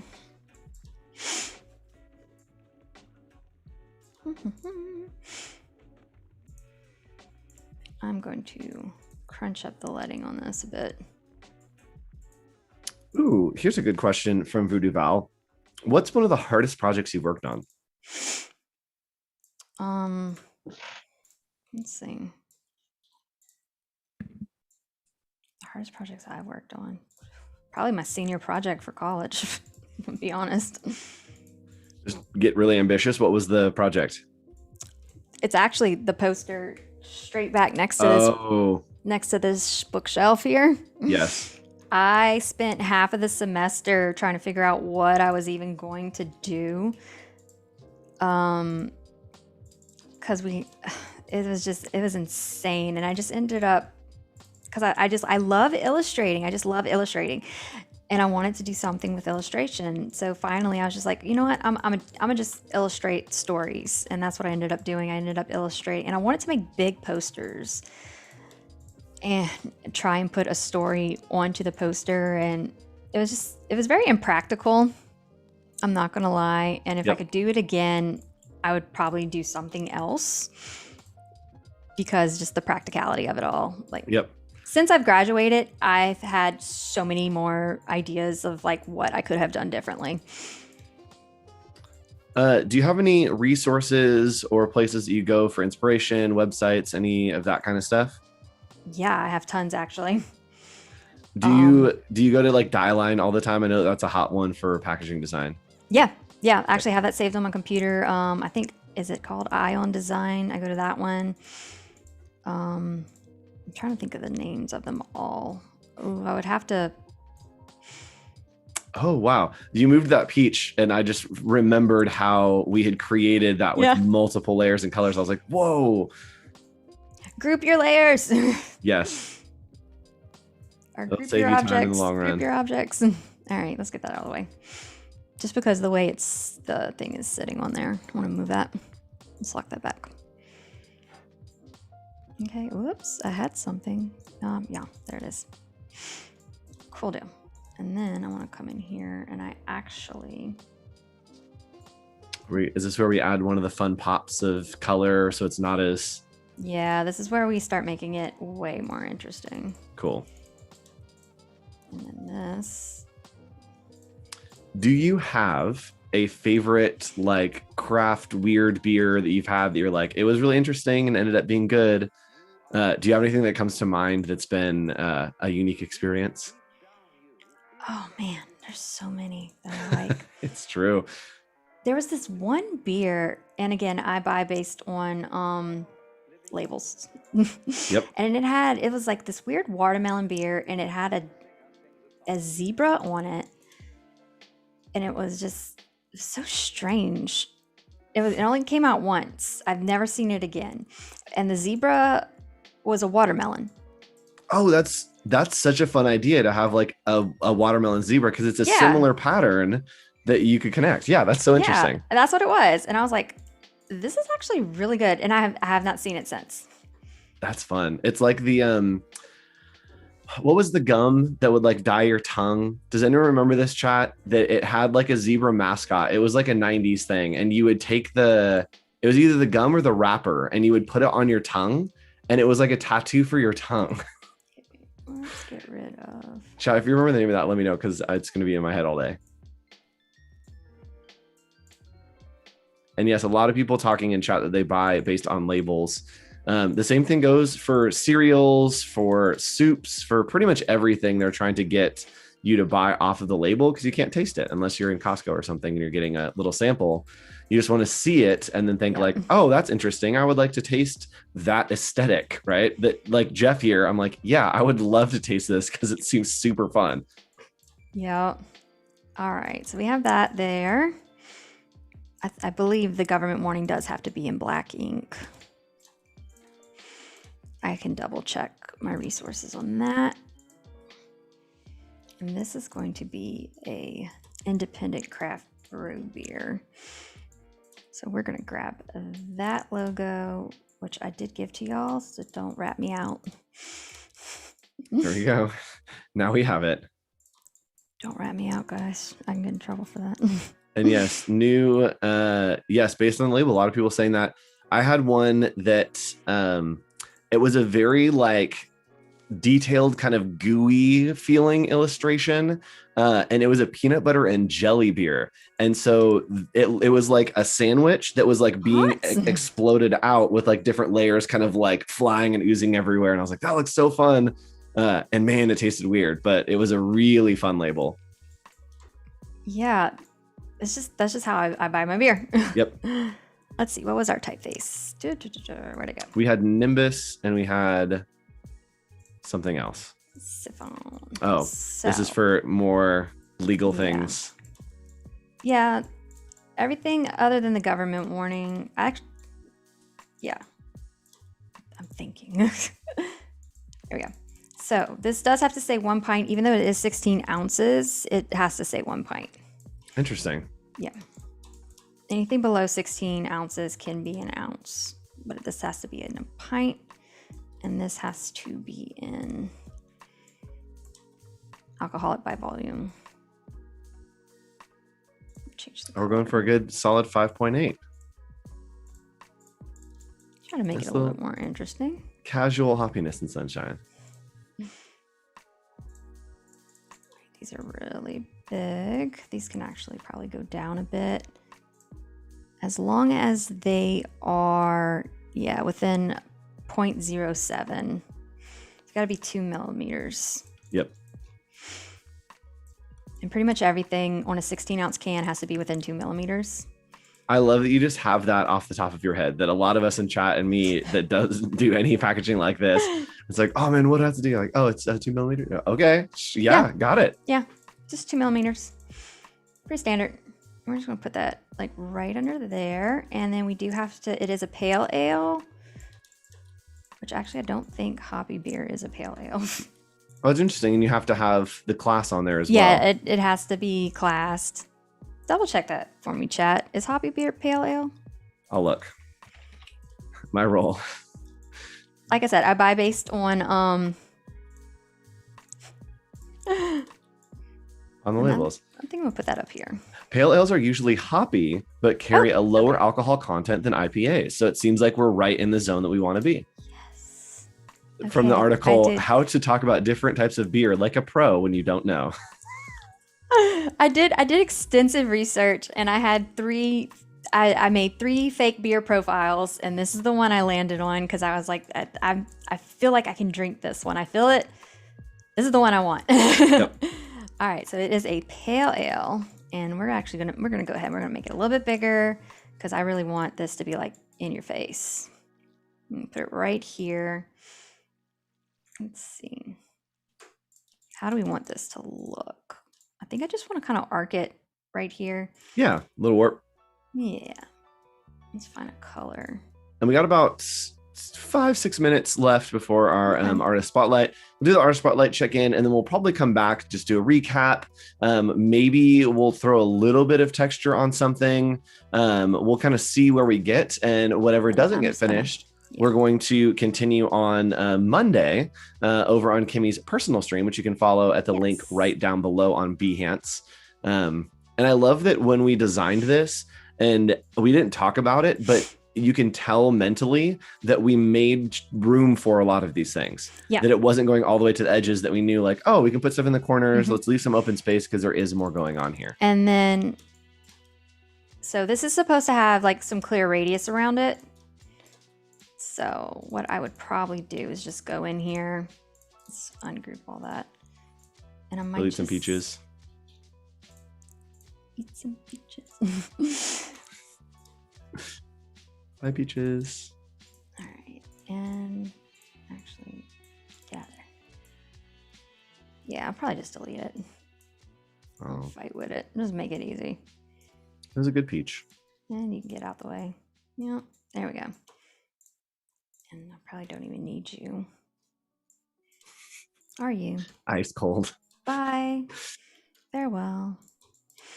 There are a lot of times that I'll make a big giant circle off of my artboard, and it'll be the realm of banishment, and like there are elements that kind of just go there that I'm like, cool, if I need something, you're just hanging out in the banish zone, and otherwise like you're gonna get deleted at the end. I'm sorry. And then, oh, here we go. Here's our beer profile. Right here. Oh, nice. Yeah. And then what I was thinking is having a little, Just a little pop out info kind of zone. yeah. Nice. So like I said, all of this is totally going to have to be shrunk down a little bit more. But just so y'all can get a general idea of what we're thinking, where we're going. Because now that we're at that point with the art, where it's pretty solid, it can be edited down a bit. And Laura says this was so informative and I love the design. We have learned a lot of things from you. I've said smart like 9 million times. So thank you for sharing your process. You're welcome. And I'm curious, chat, what is something that you've learned throughout the last 2 days? There have definitely been some standout things, but let us know what you've learned over the last 2 days, because it's been super fun. I've learned things, and I mean, I'm designing all the time. I'm watching these streams all the time. I'm doing these streams all the time, and I still learn new stuff that just blows my mind and makes me feel so bad about my personal workflow. So thank you, Kimmie, for making me feel terrible in the best way. No, don't feel terrible. This is actually a part of my old position with the nonprofit, was creating and teaching things, and teaching Illustrator actually was one of my job description. It was my job That's description. awesome. So I actually have a binder full of lesson plans and things like that. Yes. Well, you have taught Illustrator to someone who teaches Illustrator. So that's a whole, you have ascended to a new plane. So font types, oh, they can be so deceptive. You can actually go really small with some of this stuff. So I'm actually going to make it probably 5. Yep. No, I got a So little in my experience, like if you're doing magazine article, like 9 or 10 is the smallest zone you want to do. If you're doing something small like a label, like 5 to 7 is like kind of the sweet spot to the smallest. Oops. And then we can even go in here and we can pull up our paragraph panel and play with it some more. If I can find it. Is this a fictional client or a real beer can? This is a fictional client that we have created. This one's fictional, but I'm going to finish it out like it's real. And here's the thing, chat. If you ever work on anything that's fictional, that's just for fun, save it. Have it in a bookmark, because you never know when a client's going to come along that's like, hey, we're looking for something for like our new like summer blend. And you're like, cool, let's begin a process of talking about packaging, and you have it already done. So if it's not something that a client has bought, never, ever delete it. Save it, put it in a file, because you never know when something's going to come along and you'll be able to sell it and make money off something you did for fun. Because you still own the rights to that and you can sell it. Yep. Let's see, we're going to do a pop out. Let's put that there. And I can sit here all day and just type, just tiny little, yes. Oh man, yeah. For me, that's why I love working in InDesign. Yeah. Oh yeah, normally this part would probably totally be InDesign, just because it gives you a little bit more room. But because we have a lot of moving parts within Illustrator, I'd want to make edits as I go. Yep. And we're about to hop into the artist spotlight. We've got about a minute to go there. And so we'll come back and recap everything we've done. Obviously, the standout from chat is the mirror effect. I agree. That is such an interesting, smart way of doing it. And I think the way that you approached effects in general was so interesting, because I use effects on stuff, but I never think about how they can stack. I never think about using them as layers. And so the way that you used effects kind of changed my mindset to how those can be used on different objects within the design. Yay! And Glenn leaving the little, I think it's a person behind a computer emoji. Yes, that is us. That is hopefully all of us right now. And as always, if you want to join us before or after this stream, there was the Illustrator Daily Creative Challenge before, which you could learn a lot of things that we looked at today. And the XD Challenge is happening right after this, along with the Draw Along with Cal T. Webster, one of my favorite streams. But it is that time of the stream when we hop into the artist spotlight. So I'm going to go ahead and take over here, and we are going to take a look at a very special person who is always in chat, always following along, always doing work. It is Viola O. Yay! Yay! So excited. I'm so excited to take a look at this work and just highlight the awesome stuff. So Viola is in, as you can see, Brooklyn, New York over there. I know that Voodoo Val is going to be dropping a link to this profile, so you can follow along with us. Go check it out. Give a follow. Give some appreciations. Kimmie, is there anything that kind of sticks out to you that you're like, oh my goodness, look at how fun this is? Oh, I want to look at that building right there. Yes, let's do it. The detective building? Yes, that looks so Yes. awesome. Let's see. I think, yes, it was. I was going to say this looks like one of my daily creative challenges, and it was. This was something that we did back in January. We made a little Western town. I love this. What are your thoughts, Kimmie? I love the little mustache. It is Yes. so good. Oh, wait, look at that texture on it, on the little flap of the Yes. roof. Yes, look at The that. little crosshatch. My favorite thing is the element of like the shadow inside. I think a lot of times when we're building stuff like this and we're practicing like a technique, that we get really caught up in like, okay, the technique, we have like these awesome drop shadows that are happening. Like the dimension you have on this is awesome. But I love this story that you added, that it's like, cool, it's not just a building, like there's someone inside, there's something going on. I absolutely love that. I love illustrations with like a low key narrative. Like it makes you think, like who is that?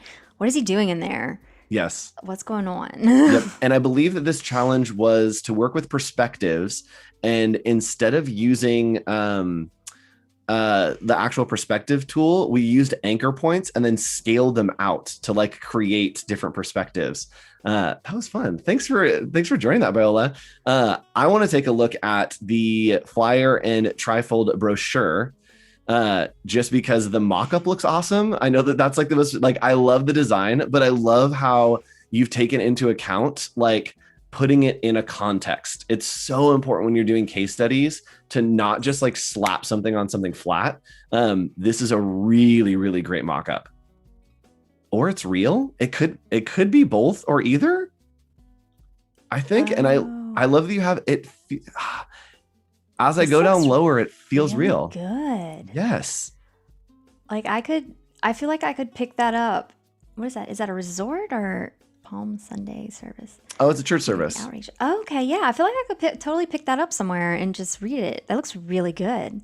Yes. And I like how okay. it, Hold on. You were so right, because it is a church service at the Atlantis Resort. So it is both okay. of those. Sorry, keep going. But I like how I love brochures that it's just not page, page, page. It Yes. encompasses everything. So it's like a treat for the eyes. Yes. It's And just got like a nice flow. yep. And it walks us very well Yeah. into like through the motion. Yes. And it feels like breezy is how I describe it, which feels right for what it is. Like it Yes. feels very breezy and in motion. All right, let's look at a couple other ones. Kimmie, any other ones stand out to you here? Oh, I love the illustrations. Like the illustrations are so cute. Yeah, let's look at the Yes. bird. Look at Let's the look at bird. the hummingbird. Yeah. Oh my goodness.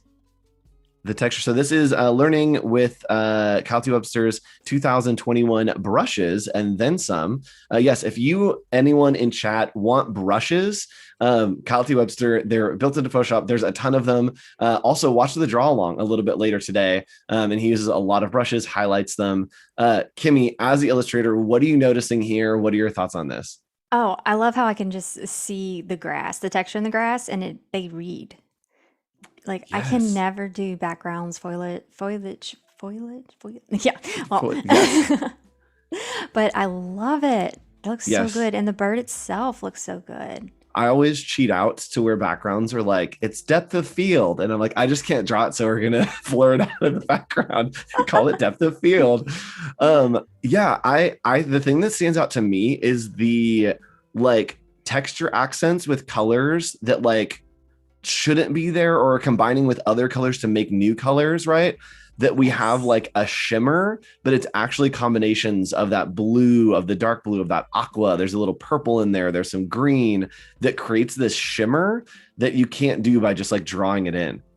And I love when people are able to and bring in the background into the foreground and make that a part of their image. Yes. I love that. Oh, this is great. And man, this is the texture of those brushes, just the way that you have that kind of stipple on the top of the head. It just gives it that dimension. It makes me feel like it is real hummingbird. Yeah, it's that shimmer. It's that magic that you can't get without combining things and kind of having those custom brushes.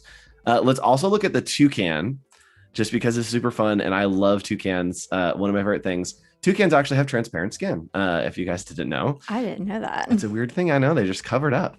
What are you noticing here? It looks like it was built with some shapes. Yes. It This really Kimmie, this does. feels like it's like right up your zone. Yeah. Yeah, And there's some gradients. it looks like it's a lot of circles, and I think that this is probably, let's see, June 18th. Oh, this was recent. This was just, I think, last week. There's a lot of circles happening here. Circle. I love it. It reads so well. Oh, you know what I just noticed that's totally like great, and totally what we talked about with simple shapes is the texture of the bark on the trees is actually just circles in a lot of places. You've overlapped ovals to create that kind of texture. I love like the wooden line texture. I use that in so many places. So I love that you've done it with little ovals and circles here. So fun. And the gradients in the background are gorgeous. The way you've gotten the atmosphere. Yeah, that is such an excellent use of gradients. Yes. Like when you can create almost that like fog and that haze by just using colors, it just gives it so much dimension and just feels gorgeous and delicious. All right, let's look at one more. Let's go down here and let's look at the Photoshop Daily Creative Challenge down on the right. Let's see, this was December. So actually, no, let's do this. Let's look at the Illustrator Daily Creative Challenge with Julia. Let's do that one. Because that's happening right now and because we're working in Illustrator. So let's hop in. And I love seeing these after the fact where it's a case study of like everything you've done over the 2 weeks. I love that color palette. I love this color palette. It's gorgeous. This feels, let's see, lifestyle handcrafted goods. Yes, I was going to say this feels like something that I would like put on my skin. Like it's some kind of like body product and just feels so warm and summery and delicious. That's a really good mock-up. That's a really good mock-up. And I like how the mock-ups are very legible. They're not like turned at an odd angle where you can't really like not read them. Yes. They're extremely legible. So you really know what the product is. Yep. That is gorgeous. And pro tip. So here, I think we have the same mock-up for the logo, and then we move into the next one of the custom type. Pro tip, literally take whatever that is, that mock-up, reflect it, and then add a layer of like curve adjustment so that the colors are different and it will look like a completely different thing. I've done that so many times. It's like, yeah, it's actually just a mirror and different colors, but like it looks like a different thing. Oh, gorgeous. Some layout. Man, this is so Kimmie, when you're working, do you use mock-ups to kind of sell the client? Do you work it in dimension? How do you kind of sell the client on this is what it will look like in the final? I usually just purchase mock-ups through like Creative Market and pull it into Photoshop. Yep. So what I do is I'll just get like the standalone mock-up, like a standalone beer can, and then I will go and get a background from like Unsplash and just kind of put that in the background. Yep. This mock-up, as we scroll down of the packaging, like this mock-up is great. The tissue paper texture that you have here, the stickers, like everything wrapping over those edges, it feels like you printed this and made it and did a photo shoot. That looks like something I would get in the mail. Yes, like it feels like a PR. A beautiful subscription box. I would eagerly await every month at my door. I would get so excited. It's gorgeous. Yep. It's something that like I'd see a YouTuber open and they're like, oh, this company just sent me a PR box of whatever. And it's got like lights and stuff in it. Oh, this shirt. I would wear this shirt. I would wear this shirt in a second. The all over kind of floral. It looks so soft. That's so fun. I love the floral pattern though. Yes. Oh my goodness. Dye lines. Man, this is technical and like creative on all front. This is a great case study. Bravo. I like how detailed it is. Like it is an excellent walkthrough on the project and what you did. Yes. That's incredible. Cool. Well, Viola, thanks for joining us. Kimmie, if you want to screen share one more time, we can go back through, take a look at everything we did. We got about 15 minutes left. So we'll do a nice little recap, kind of walk through process. Maybe we can do like a texture thing, just to get the idea. But I know that we are going to finish this on your live stream coming up on Monday. So let's do this. Let's start at the beginning, give the overview of what the project was, what the brief was, and then kind of just walk through our process. Yeah. So what we were working on is we were working on a fictitious breweries label. So it was called Pop Your Top Brewing Co. So it's right here, and Hoppiness and Sunshine. So we were just kind of working on that. Oh, my dog thinks, he's like, okay, are we done? He's just chilling right here. Oh, puppy. So that's what we have right here, and this is the template that I supplied for y'all. It doesn't have all this information, but I did have that up there for y'all. So we're just kind of putting all of that together. Let's jump over here. Oh, let's make sure we save that, because I know we did not save that. Yes, chat, you're slacking. That's your job, chat. We got real far on that one before saving. Okay, and then this is where we landed, and I will be finishing that up for you guys. And we went full on from like sketch to final. Yeah. Actually, can we see the side by side of the sketch and final? Yeah, let's do that. That is an excellent idea. Let's do that. Let's see if I can pull that out. Bam. So that is what we had. I just came in with this rough sketch and we just started designing. We used blend tool, we used mirroring, we built with basic shapes, and we just kind of rock and roll from there. And I just built it out very simplistically. We didn't do anything super, super difficult that like y'all could not do. Yep, it really was just a bunch of simple shapes. Yeah. Can we go to the final art and then go to outline mode with Control Y and just kind of look at the way that things are built? And you can see as we look here, there are a lot of paths that are just those circles that you can see have like the perfect edges that are more of like an oval edge. And I love the amount of those dots that are in there, like thinking, oh my gosh, the detail that went into that. But then you're like, nope, literally radial repeat. Yeah, like did not have to sit there and put each individual one. We were able to just make a very small palette and just repeat those over. So just very quick techniques that kind of pushed our process along. So we got to this final point that we can now just kind of go in and tweak it some more and really develop the image a lot more and start putting in some texture. Yep. And I have two ideas here that we could go to finish up the stream in the next like 10 minutes or so. Yeah. We could, one, try to show how to do some kind of texture if we want to go into that zone. Or two, we could try to take one of those other color palettes that we had and then use edit colors to do like a variation of it. Which way would we like to go, Kimmie? Choose your own adventure. Let's do texture. Y'all want to do texture? I want to do texture. I want to do texture too. Okay. Yes, let's do it. Let's do texture. Yeah. So I'll keep you updated as we get into time, because I know that this could probably get pretty intense, but let's just get as far as we can with texture because I love it and I'm excited to see it. Let's do texture on the sun. So let's kind of close.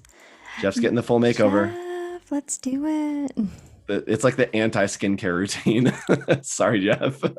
So what I'm going to do here. All right, guys, get your phones out. That's it.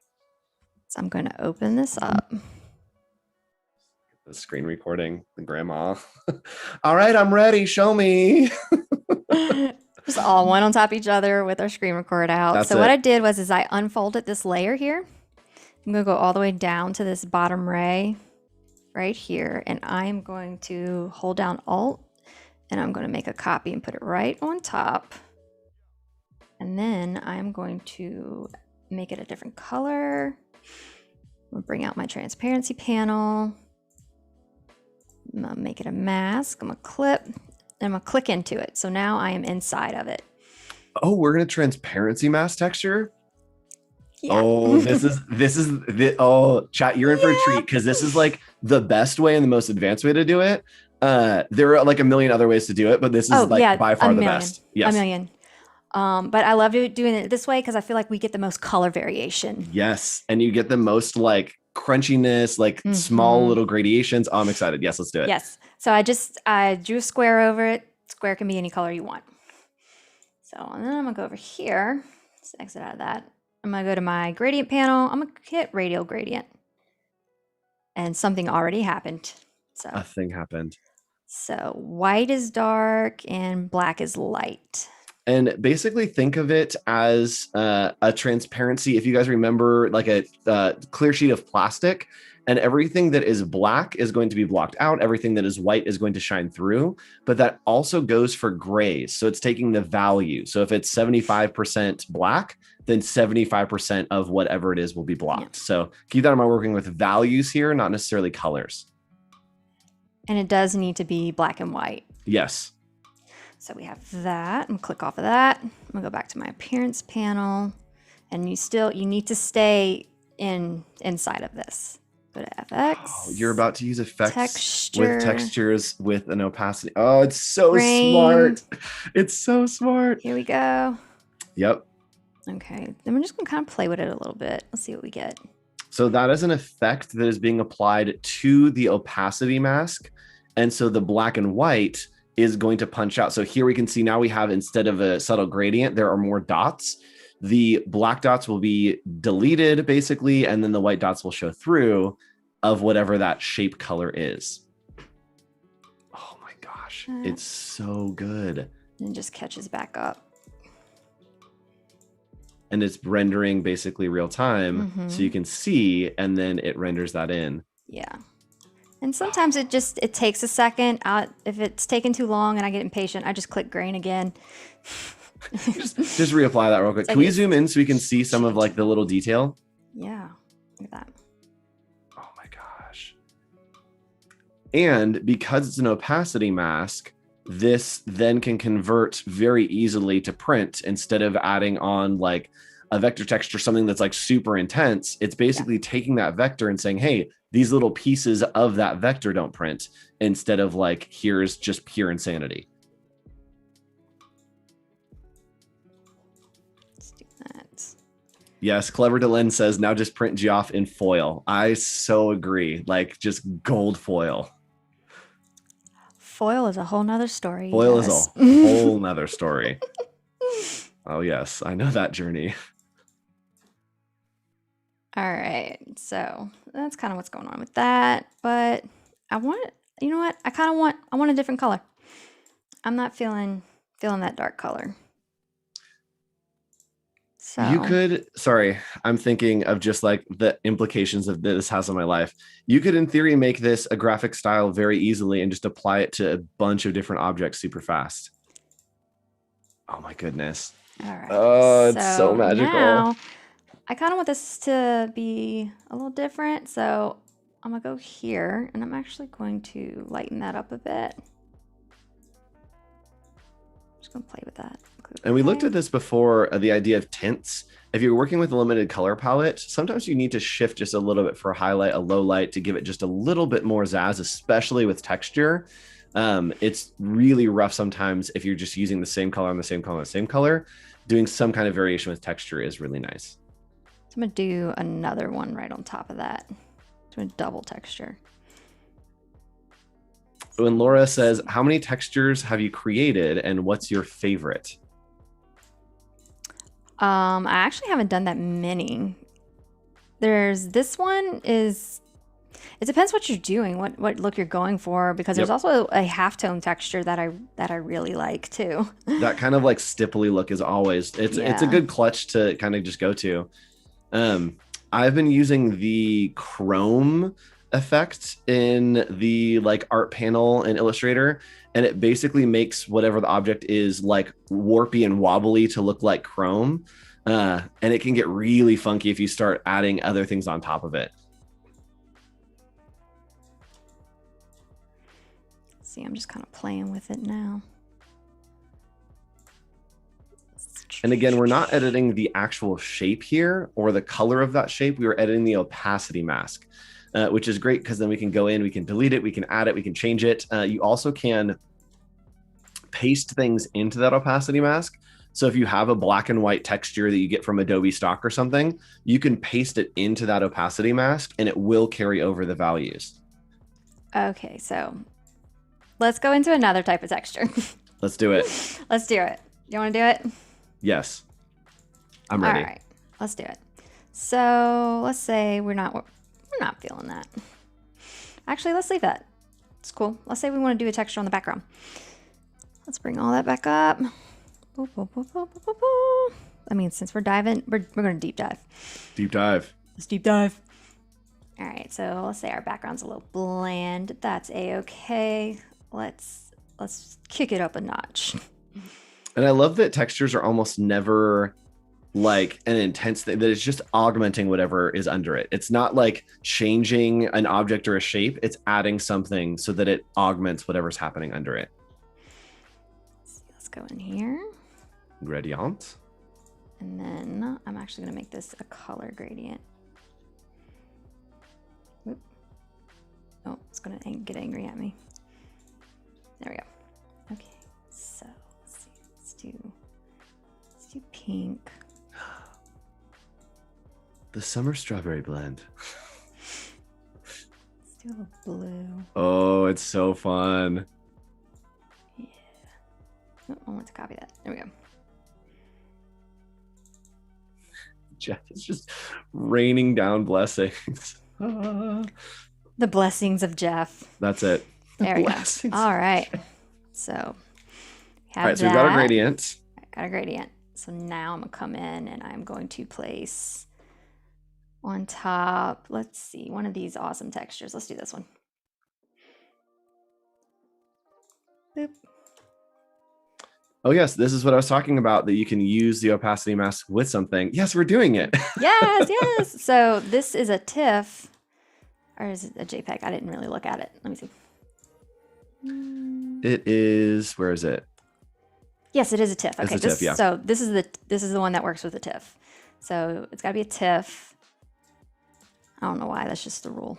I believe that TIFF works as if it's a bitmap, so it's either on or off. It's either black or white instead of having the gradations. So TIFFs are easier to work with, especially in Illustrator.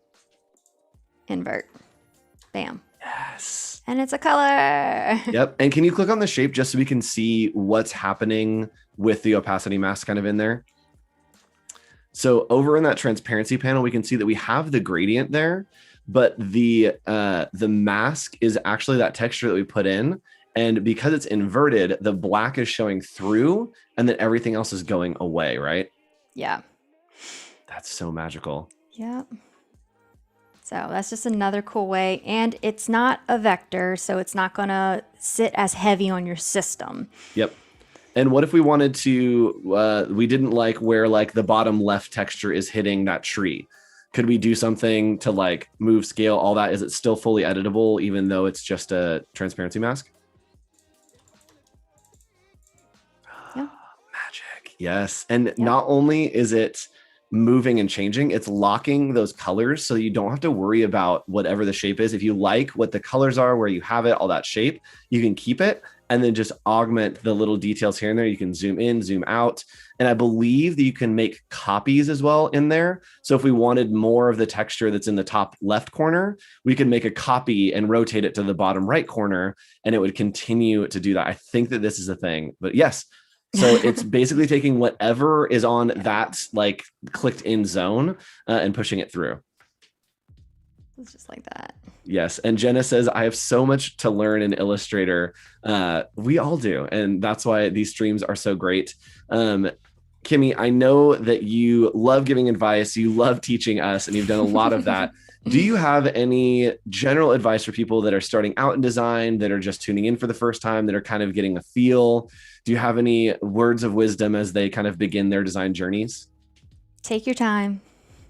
Take your time, ask questions, and just know that it's a process. Yes. It is a process. Yep. And you're always learning things. I mean, I've been designing for like almost 20 years. Yep. And I learned 4 things over the last 2 days that are like, why have I never done this before? You have to remember the programs are constantly updating. Like you're never going to know everything when the programs are constantly evolving. So Yep. And if you do want to keep learning and try new things, tomorrow's a great day to do that. So on Fridays here on Adobe Live, there are a lot of master classes. So at 7 yeah. a.m., Paul Tranny kicks off the day with master classes. And then make sure you stick all the way through until 2:30 p.m. This is shameless plug. Don't even care. No, do it. Make sure you stick around until 2:30 tomorrow. We have a show that I host with Nick Longo called Adobe Office Hours. We are doing a summer camp right now, which is super fun. And tomorrow we're all about type. So we'll be working in Dimension, and I'll be showing you how to make your own alphabet. So tune in for that 2:30 tomorrow. And Kimmie, when can people see more of you? Mondays, Tuesdays, Thursdays, 7:30 a.m. Central Standard Time. Yes. Wow. That was the most professional, like, sign off shameless plugs that we've ever done. So we will leave you on that, chat. Thanks so much for joining us for these streams. Definitely stick around for the Adobe XD Challenge after this, as well as the draw along with Cal T. Webster later today. And we will see you another time here on Adobe Live. Bye. Bye, guys.